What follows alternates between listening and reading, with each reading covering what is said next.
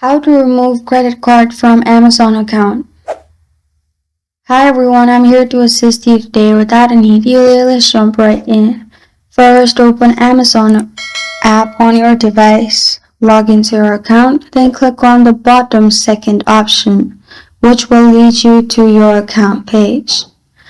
Then, in here, you'll find account at the top. Click on account at the top, which is beside interest and list.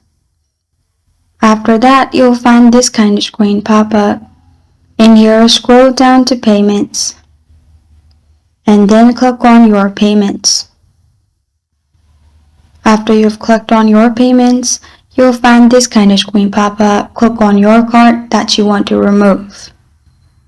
After that, press on edit above the card. Then at the bottom, click on remove from wallet, and you're good to go. This is how to remove credit card from Amazon account.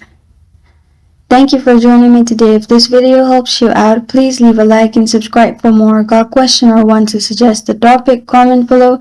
Thank you for watching.